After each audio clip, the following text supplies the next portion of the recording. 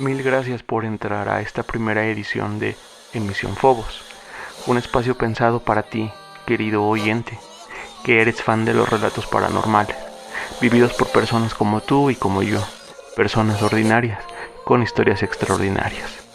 Me presento, puedes llamarme emisor, y será un placer para mí leerte y hacerte partícipe de las historias que están por ser descubiertas y compartidas a través de este espacio auditivo.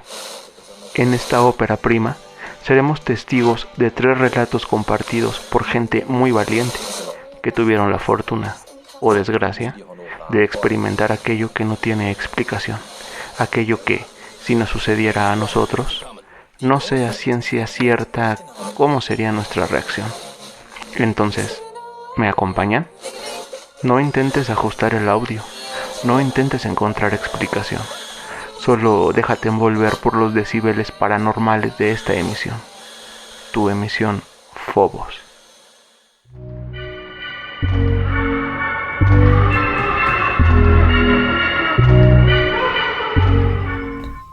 ¿Desde cuándo nos asustamos?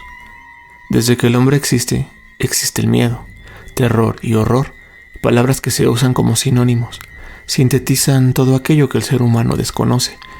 En la antigüedad, los fenómenos sin explicación necesitaban de una para poder traer calma a nuestros ancestros. Así aparecieron los primeros dioses, espíritus benignos, espíritus malignos, brujas, quimeras y todo el terrorífico abanico de seres supernaturales. El miedo, en realidad, no es malo. Es una emoción que nos provoca alerta, una respuesta casi límbica a la supervivencia. Shots de adrenalina que, en situaciones normales, no somos capaces de generar. Pero, entonces, ¿por qué atrae el terror? ¿Por qué nos gusta sentir miedo? ¿Por las mismas razones que Freud señala como origen de lo siniestro? Es decir, ¿nos regocija enfrentarnos a nuestros propios miedos? ¿Será una manera de hacerlos desaparecer o, por lo menos, de controlarlos? La atracción a estas sensaciones puede residir también en que lo que nos asusta, hablando específicamente de este canal, se da en forma controlada.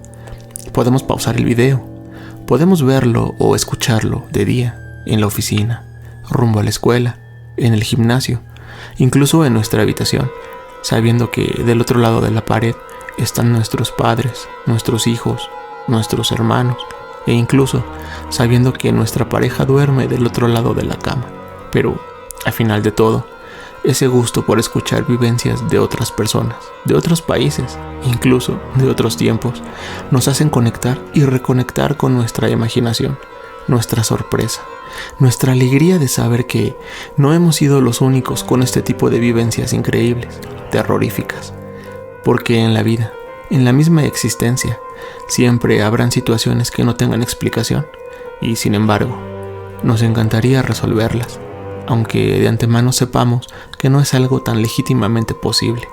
Nos encanta escuchar y ser escuchados, y para Emisión Fobos será un gran honor participar de sus historias bellamente aterradoras, porque sí, el miedo es bello.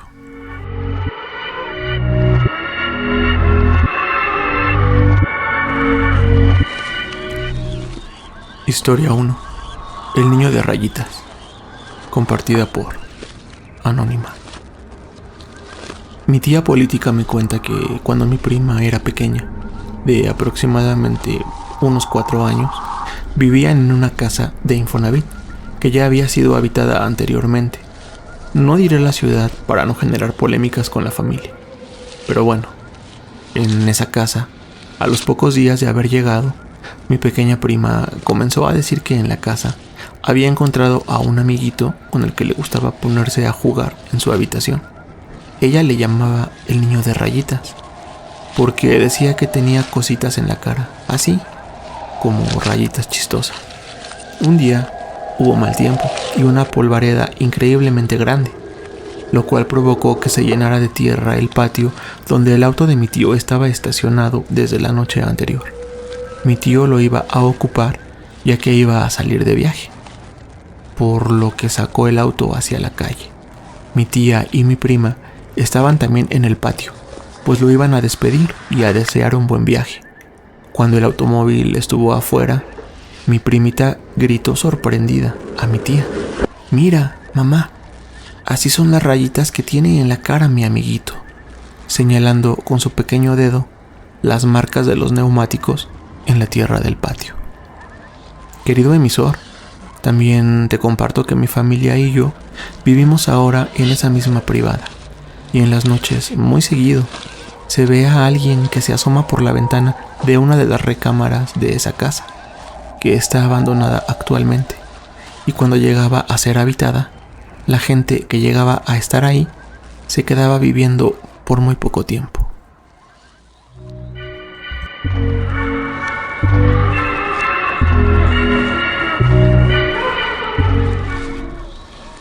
Historia 2.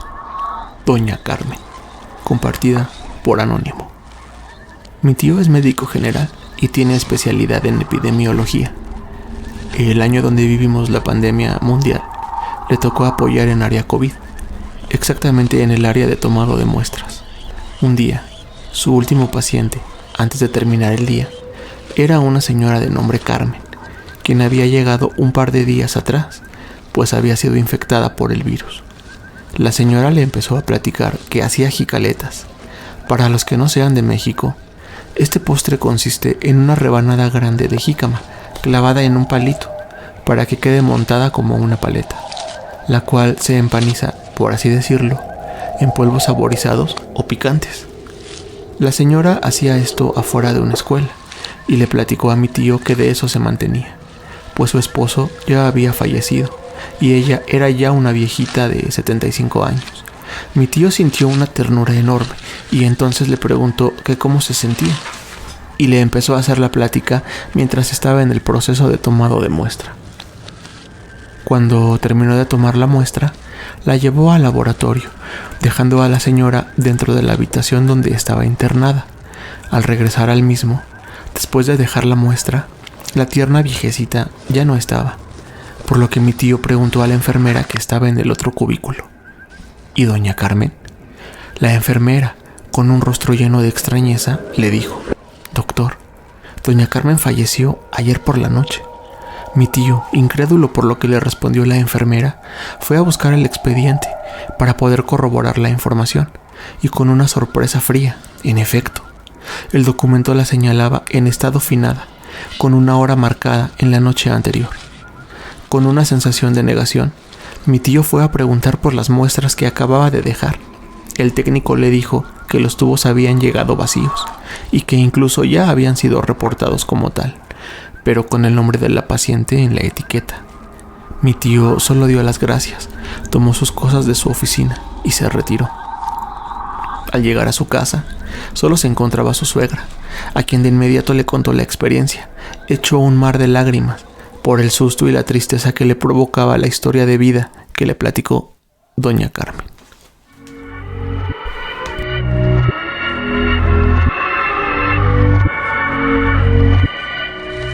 Historia 3. Parálisis de sueño por la mañana. Compartido por Ana Solís. Esta historia no me ocurrió a mí. Le sucedió a mi mamá hace alrededor de unos 20 años. Ella me contó hace poco, o mejor dicho, me hizo recordar algo que vivió cuando mi hermano estaba en la secundaria y yo en la primaria. Fue durante un día normal.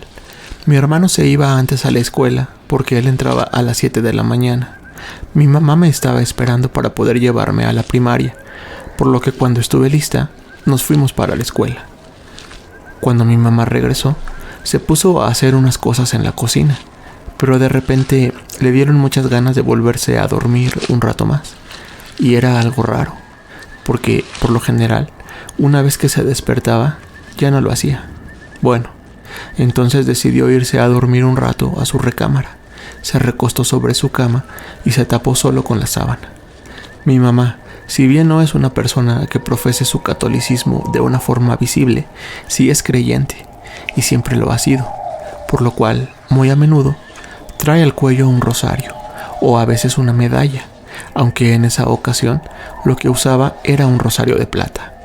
Me platica que quizá no había pasado mucho tiempo cuando pudo quedarse dormida, pero de repente empezó con la famosa sensación de la subida del muerto. Empezaba a no poder moverse, pero lograba escuchar todos los sonidos ambientales de la calle alrededor.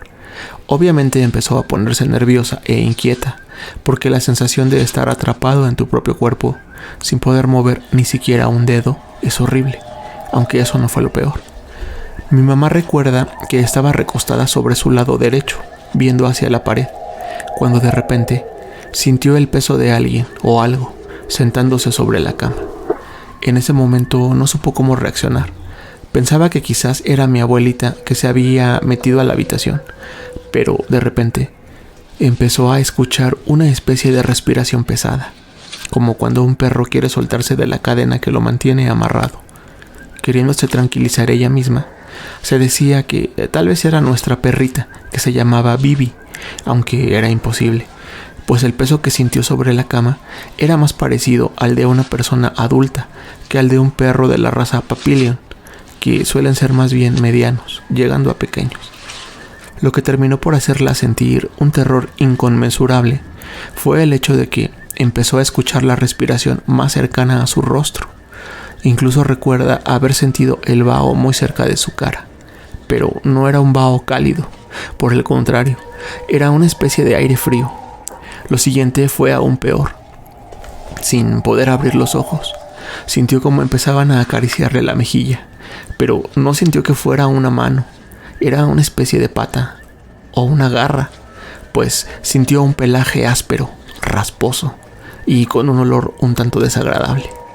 En ese momento, mi mamá solo atinó a empezar a rezar, pero de alguna manera, quizá por el miedo y los nervios, no recordaba la oración completa.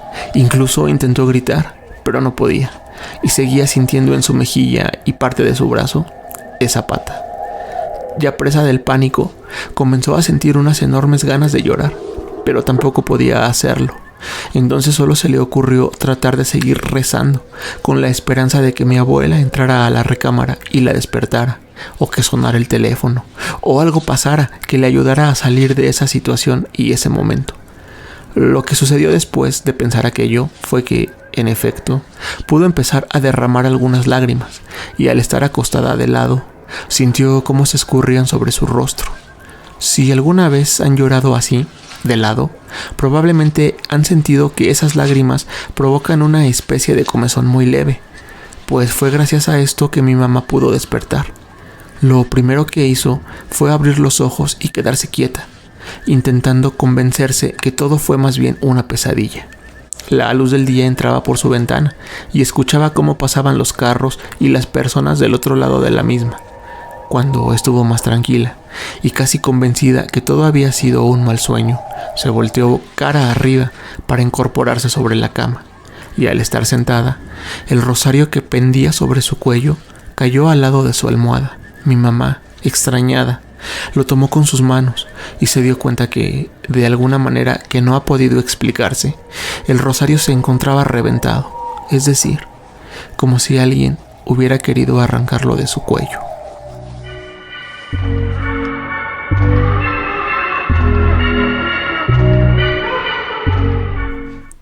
Y bueno, espero que hayan disfrutado de esta primera edición en su espacio Emisión Fobos, un lugar virtual donde el miedo y el tiempo no pasan en vano. Agradezco infinitamente la oportunidad que le han dado a este primer capítulo y espero que se animen a compartir con todos nosotros sus vivencias, sin importar el tipo de experiencia que hayan tenido, pues de cualquier manera, el miedo siempre será bien recibido aquí, en su emisora.